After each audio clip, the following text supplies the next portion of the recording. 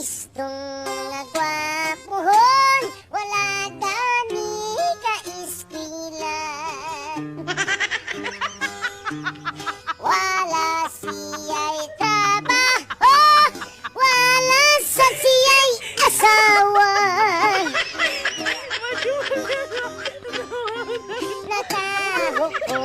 Nakahukom, manimpalat na lang siya.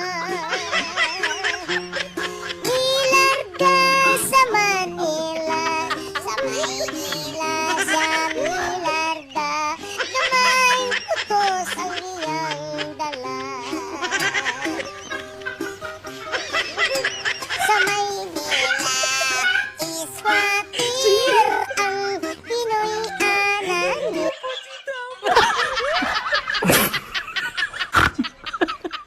Wow.